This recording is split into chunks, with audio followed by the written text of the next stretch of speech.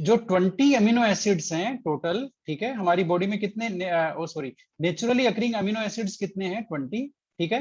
20 में से 10 तो है इसेंशियल और 10 है नॉन इसेंशियल। बात आपको समझ में आ गई? दोनों के दोनों जो दोनों जो टाइप हैं, इसेंशियल और नॉन इसेंशियल, है ना, वो यहाँ पर 10 और 10 है, कोई दिक्कत नहीं है, एकदम आधा आधा कर रखा है नेचर ने, ठीक है। तो नेचर में जो भी एग्जिस्ट करते हैं वो बिल्कुल एकदम साफ है, 10 और 10 है, ठीक है, 10 इसेंशियल 10 नॉन इसेंशियल। अब यहाँ एक चीज देखो, है ना, यहाँ इनको याद कैसे करना है। जैसे इसेंशियल एमिनो एसिड है ना, आपको इन सबके नाम एक बार आप पढ़ लोगे तो आपको याद हो जाएंगे। ये इसेंशियल एमिनो एसिड्स हैं, पीवीटी, टिम हॉल, ठीक है, आपको दिख रहा है पीवीटी, टिम हॉल, ठीक है। अब इसमें इसमें अब एक चीज और है, जो नॉन इसेंशियल, वो आपके सामने ऊपर है। अब उसमें देखो अल्फाबेट्स हैं, वो आपको मिल नहीं रहे हैं, सिर्फ एक ए मिलता है। ए एक कॉमन है, ए यहाँ भी है और ए यहाँ भी है। तो ये वाला जो ए है, जो इसेंशियल है, उसको आपको पहचानना है, ये वाला ए कौन सा है, ठीक है। ये वाला आपका हो गया लाइसिन, ये रहा arginine. Arginine is the only amino acid starting from A and that is essential. बात समझ में आ गई? उसके अलावा सारे के सारे ए वाले क्या हैं आपके, बताना जरा, नॉन इसेंशियल, ठीक है। इसी तरह से एक चीज और देखो, जितना भी जी से स्टार्ट हो रहा है वो सारे के सारे क्या हैं आपके, नॉन इसेंशियल, ठीक है ना। इसी तरह से एक टी भी मैच हो रहा है, टी मैच हो रहा है, और ज्यादा कुछ मैच हो नहीं रहा। पी वाला है वो भी नॉन इसेंशियल है, सी वाला है वो भी नॉन इसेंशियल है, एस वाला है वो भी नॉन इसेंशियल है, ठीक है।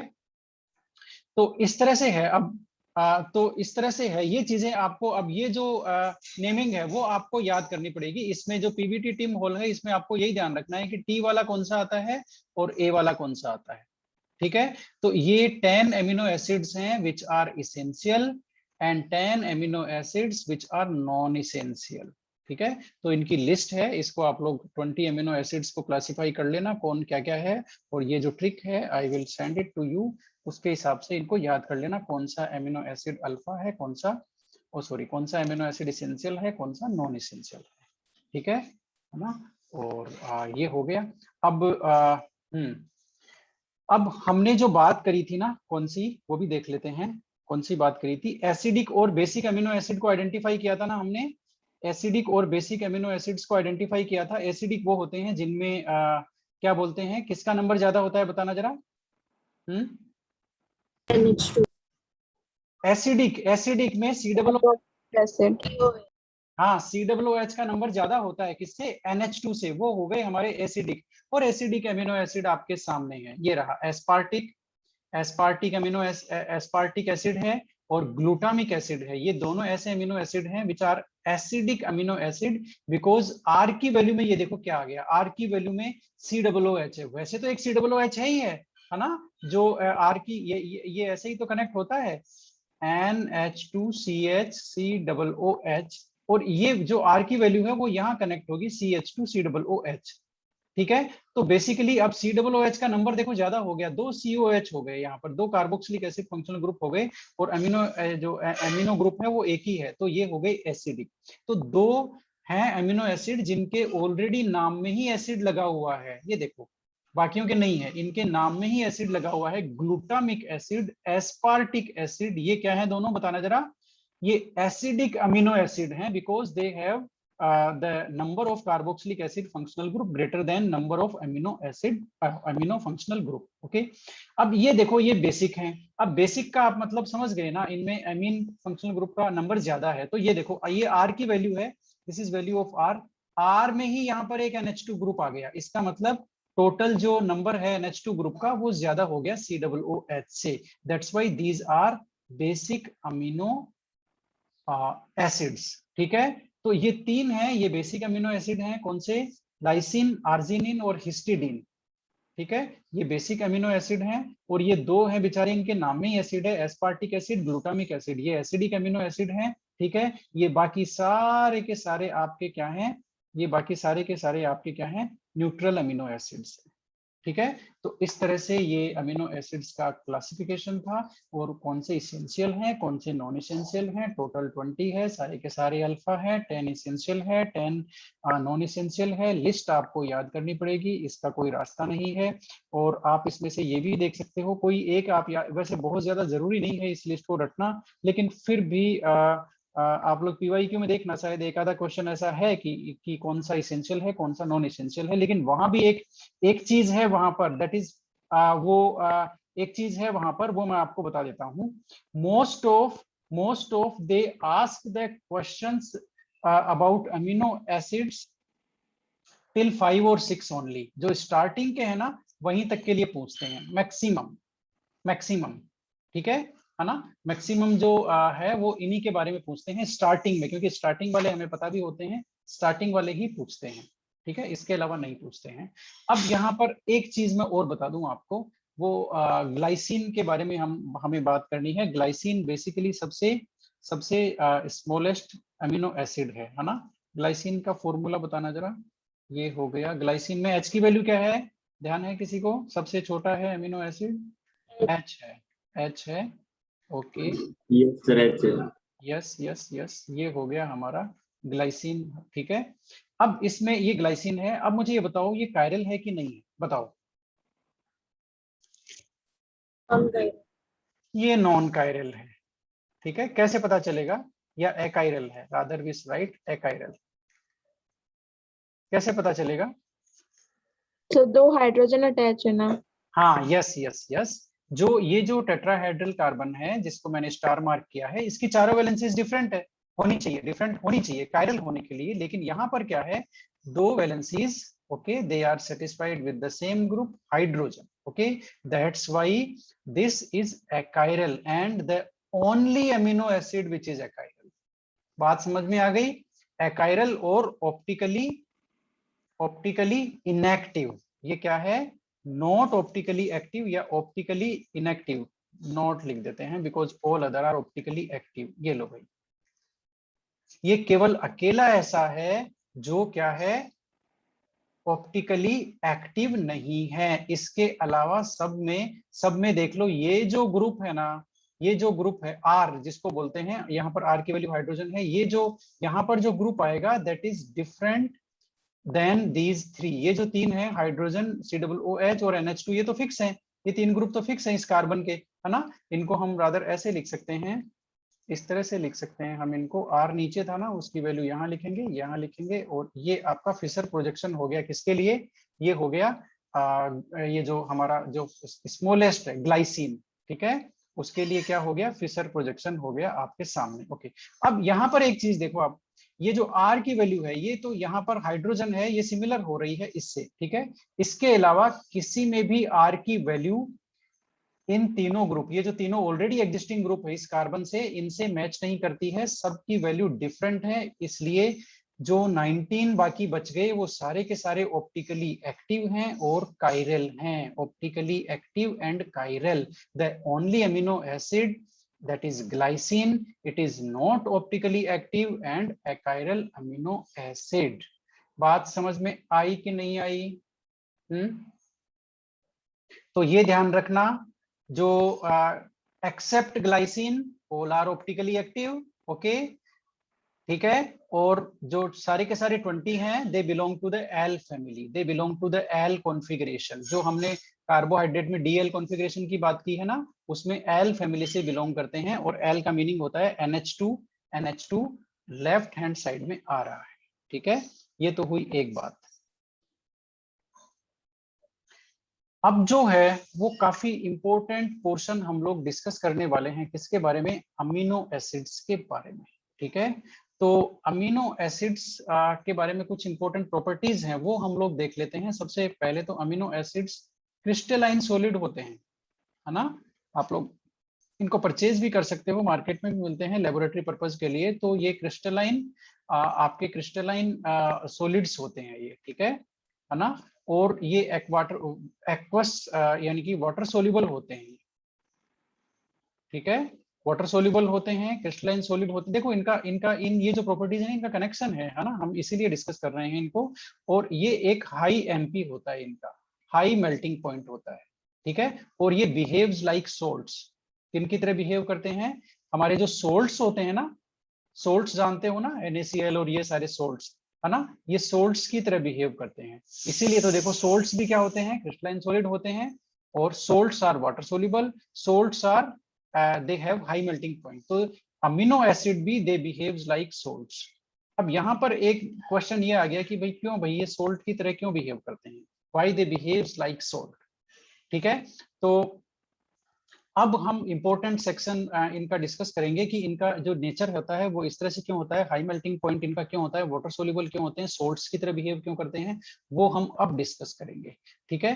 तो बेसिकली इनकी जो प्रॉपर्टीज होती हैं वो ये जो कार्बोक्सिलिक एसिड ग्रुप और NH2 ग्रुप, इन दोनों की वजह से ये सारी प्रॉपर्टीज होती है, इन दोनों की प्रेजेंस की वजह से। और ये दोनों आपस में करते क्या हैं वो हम अब देखेंगे, ठीक है।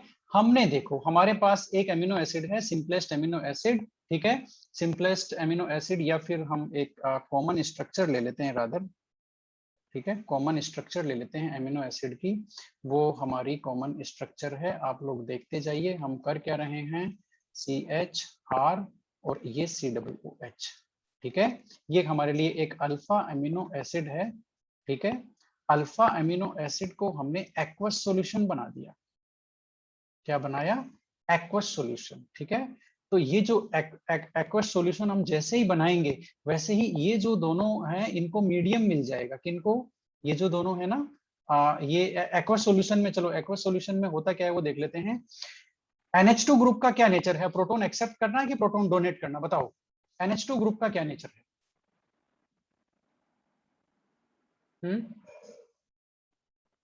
Proton accept, accepting, yes sir. अरे हमने एमीन्स में यही तो किया है कि NH2 ग्रुप है वो क्या है, NH2 बेसिक नेचर होता है, बेसिक नेचर का means Bronsted base, Bronsted base means proton accept करना, ठीक है। तो NH2 ग्रुप प्रोटॉन एक्सेप्ट करने की टेंडेंसी रखता है, बेसिक नेचर है इसका। और COOH का क्या नेचर है, प्रोटॉन रिलीज करना, राइट, ये कार्बोक्सिलिक एसिड है, प्रोटॉन रिलीज करता है। तो एक्वस सॉल्यूशन में COOH तो प्रोटॉन रिलीज कर देता है, और उसको एक्सेप्ट कौन करता है बताना जरा, उसको एक्सेप्ट करता है NH2। तो एक्वस सॉल्यूशन में इसकी स्ट्रक्चर हो गई आपकी ये जो है आपके सामने, ये लो भाई, ये देखना जरा, ऐसा आयन है ये, इसको आयन कहें या क्या कहें इसको, इसमें दोनों चार्जेस प्रेजेंट है, क्या कह सकते हैं इसको बताओ।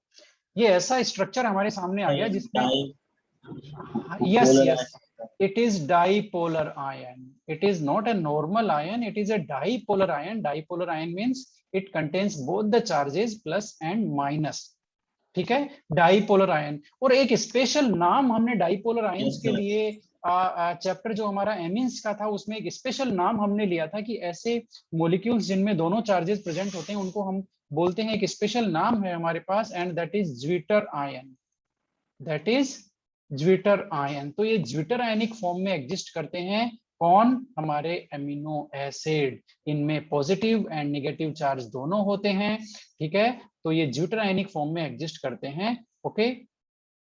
इसीलिए इनको इंटरनल सोल्ट्स भी बोलते हैं, क्या बोलते हैं, इंटरनल सोल्ट। देखो हो गया ना इंटरनल सोल्ट, है ना, इंटरनल सोल्ट का मतलब जो पॉजिटिव और नेगेटिव चार्जेस हैं वो एक ही मॉलिक्यूल में प्रेजेंट है, ठीक है। तो ये इंटरनल सोल्ट हो गया। और यदि पॉजिटिव और नेगेटिव आयंस दो अलग अलग उन स्पीसीज में हो और फिर वो सोल्ट बनाए तो वो नॉर्मल सोल्ट हो गया, और ये एक में ही प्रेजेंट है, that's why this is known as internal salt. अब आपको समझ में आया इनके मेल्टिंग पॉइंट्स हाई क्यों है, ये एक्वस सॉल्यूशन में सोल्यूबल क्यों है, ठीक है, because they belong to the category of internal salts, ठीक है। That's why they have high melting point, water soluble and crystalline solid, and behaves like salts because they have positive and negative both the charges in their structure, and the special name due to this structure is Zwitter ion. So we can say in aqueous solution amino acids they exist in Zwitter ionic form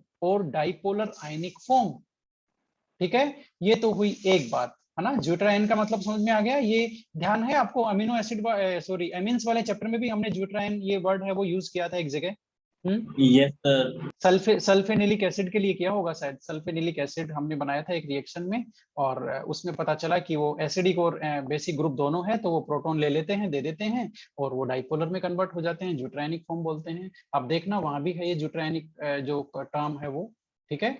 okay, तो अब एक बात हो गई, वो ये है कि ये जो एमीन है, ये जो एमीन है ज्यूट्रायनिक फॉर्म वाला एमीन, है ना। अब उससे रिलेटेड इंपॉर्टेंट फैक्ट आपके सामने आने वाले हैं। सबसे पहले इसको वापस बना लेते हैं हम लोग, ये R और ये माइनस और ये लो। ये जो ज्यूट्रायनिक फॉर्म है ना, एक्वस सॉल्यूशन में ज्यूट्रायनिक फॉर्म है, इसमें अमीनो एसिड्स का बिहेवियर क्या होना चाहिए आप बताओ? एसिडिक होना चाहिए कि बेसिक होना चाहिए कि एम्फोटेरिक होना चाहिए? एम्फोटेरिक का मतलब आप लोग जानते हो ना, the species which reacts with acid और बेस बोथ, उसको एम्फोटेरिक बोलते हैं। जो केवल बेस से रिएक्ट करती है वो एसिडिक होगी, जो एसिड से रिएक्ट करती है वो बेसिक होगी, ठीक है। तो इसका क्या बिहेवियर होना चाहिए? एसिडिक नेचर है कि बेसिक नेचर है कि एम्फोटेरिक है, बताओ।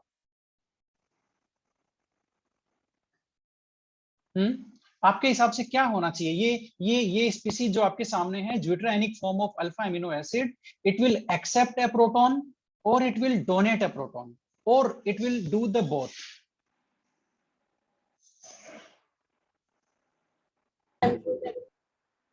Yes, the deuterionic form of alpha amino acid has amphoteric behavior.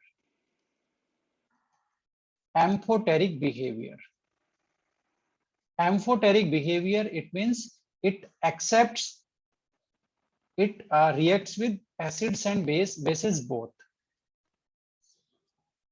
Reacts with acids and bases both. ये लो भाई, दोनों से रिएक्शन करती है, इसका मतलब इसमें एसिडिक और बेसिक दोनों नेचर है। तो अब इसका जो एसिडिक बिहेवियर है वो कौन से ग्रुप की वजह से है, और बेसिक बिहेवियर है वो कौन से ग्रुप की है? बताओ बताओ भाई। इसमें दो ग्रुप हैं, है ना, एक पे माइनस चार्ज है, एक पे पॉजिटिव चार्ज है।